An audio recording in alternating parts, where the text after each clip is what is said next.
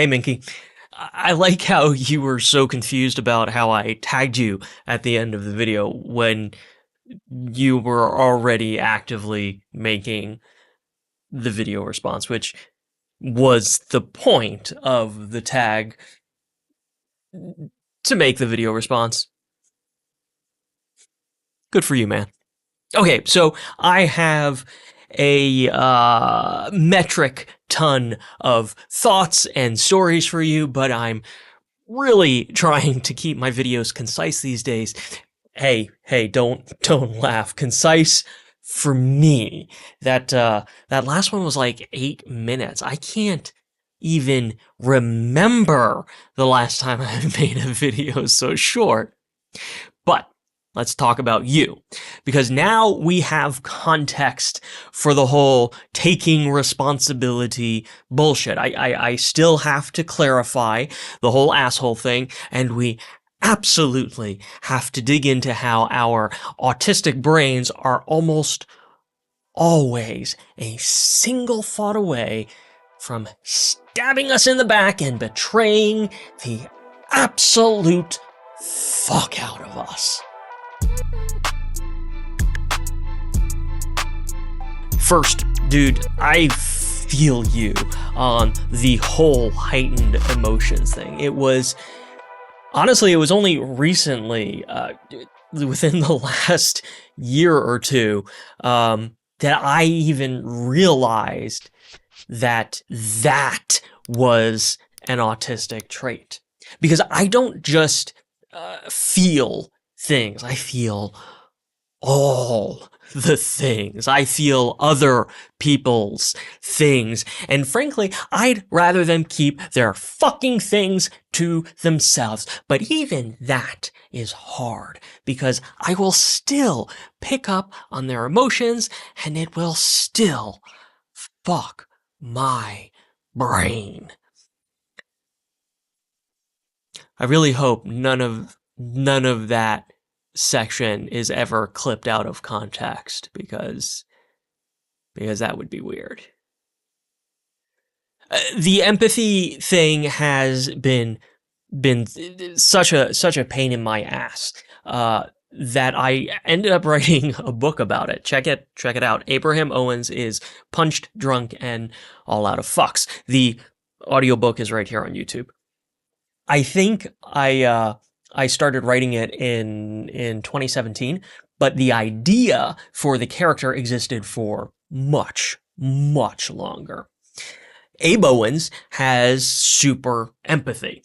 When he's around other people, he absorbs their emotions. They become his emotions. And yeah, it is crippling.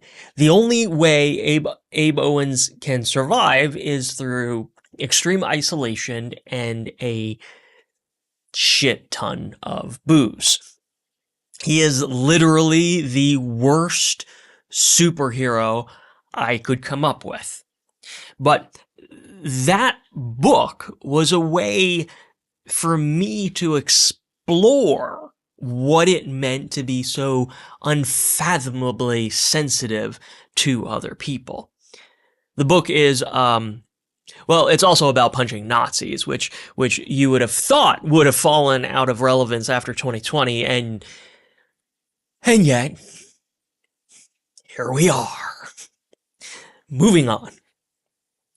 I appreciate the context for what it was you're supposed to be taking responsibility for. And you can correct me if I'm wrong, but my read is that it's about owning your emotional response to things, specifically the haters and trolls. So, quick caveat. Fuck them. You have all the permission in the world to be an asshole to all the internet assholes, my friend. In fact, I am pretty sure that's, I'm pretty sure that's the golden rule. Do unto assholes as assholes would have done unto you. I mean, it's in the Bible or something, right? But I do I do think there's something deeper that's worth exploring, which it sounds like you're already on top of. Taking responsibility for how we react and learning how to self-regulate.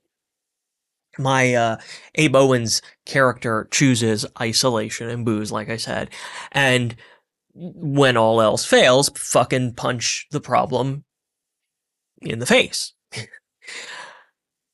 I I'm an admitted Trekkie, and if you haven't, I recommend checking out Strange New Worlds. Spock is younger in that show, and he has some truly fascinating storylines where he has to learn to control his human emotions. What really deeply resonates in this portrayal is how the show goes out of its way to explain how Vulcans do experience emotions, but those emotions are inherently so overpowering that Vulcans had to evolve to regulate them to a virtual non-existence. Yes, it's fiction. But Spock is one of the oldest, most authentic autistic representations in media, modern media, we'll call it. I just rewatched the first two seasons, and I truly, personally got a lot out of his storylines because representation matters, Minky. Seeing how other people cope matters, and well, if Spock doesn't help, well, you can still punch the assholes in the face. That's always an option. When I was your age, ugh, I was way angrier and outspoken and frustrated and emotional. I still have my moments because, well, it's inevitable. But I think that taking responsibility for how we react to things comes down to learning how things are going to affect us. When you know how something is going to affect you, you can create a strategy to cope with it or avoid it entirely. I used to work as a video editor at a newspaper. It was one of the worst environments for a brain like mine, and one of the worst days of my life was an assignment at an Earth Day festival. The job sounded simple enough, right? Take photos of the event and build a gallery, maybe cut a quick little video. The reality is that my brain requires structure and clarity. I crave fairness and justice, something else I only recently came to understand as another autistic trait. And the reality of the Earth Day assignment was that, first, I was surrounded by crowds and noise, which is already a non-starter. Seriously, I cannot handle crowds and cacophony. But then you have the premise of photojournalism. In the newspaper business, you typically need one or two key photos that sum up the entire story. The Earth Day Festival had no story. It was just a glorified excuse for vendors to gather and sell food. The event was so inconsequential, there wasn't even a reporter to cover it. Because there was no story. So send the video editor who subs as a photojournalist on weekends. That's not fucking fair. Hell, that doesn't even fucking make sense. That day was such a mental drain. Crowds, noise, trying to find a single photo that told a story about an event that had no fucking story to tell. When I finally got home that day, I locked myself in my room and hid under a blanket for a few hours. I'm not exaggerating. This isn't hyperbole. I was in my 30s.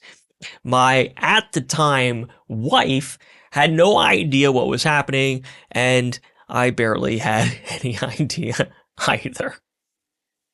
Point is, you will never find me in a crowd.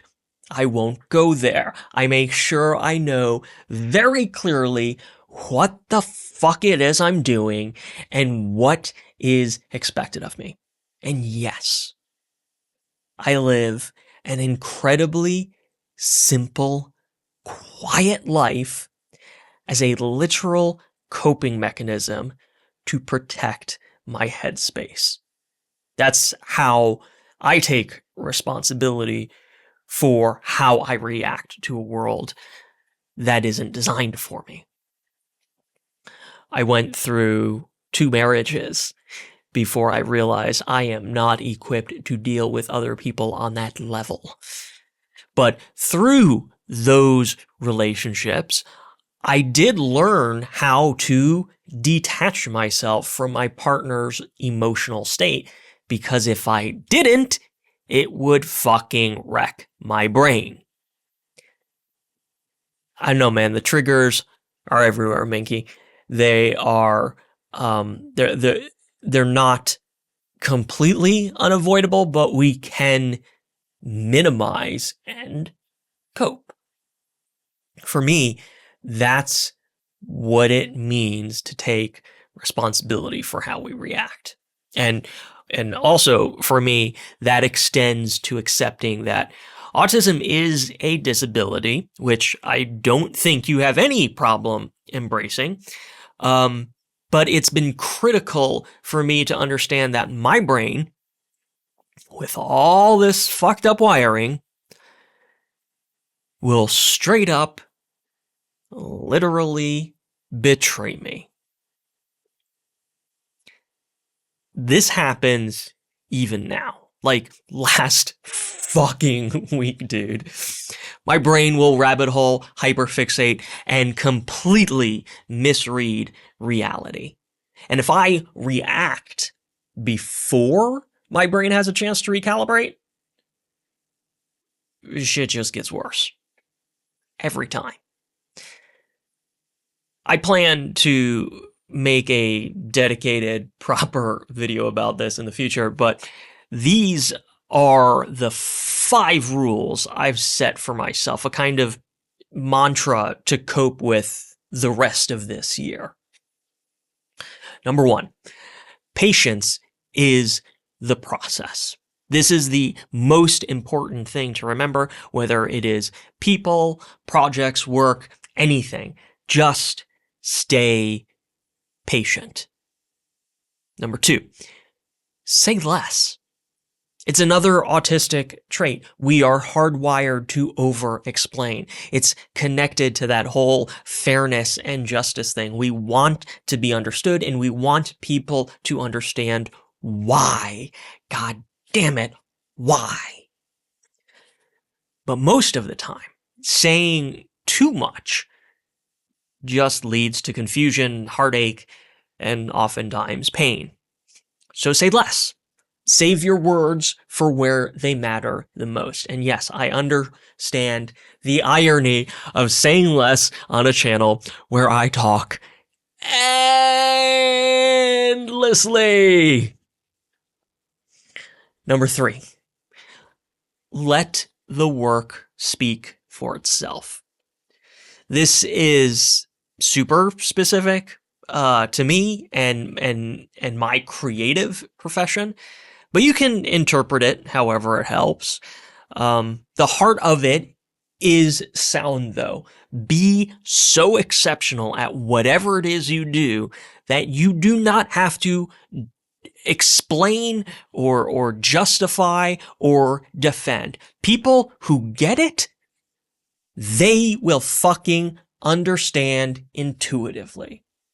People who don't get it, the people you feel the need to explain or justify or defend yourself to, if they can't appreciate good work for what it is, they're never going to. And they are not worth your time. Full stop. I have to keep repeating that to myself hourly. Number 4, when all else fails, see rule number 1. Patience is the process. Number 5, in the end, nothing lasts forever, and everybody dies. For me, maybe it's that one infuriating coworker that no matter how many strategies I implement, I simply cannot figure out how to cope with them. Either they won't have their job forever, I'll move on to another job, or they'll die, and that'll work too. For you, hey, maybe it's a cheat code for the trolls and haters. They're gonna die one day, and all they could do with their lives was spew hate on the internet. It kind of puts things into perspective, right? A little bit. All right, I promised I would be concise, and this really was anything but. But I love you, dude. Thank you so much for your video. Stay creative, Minky.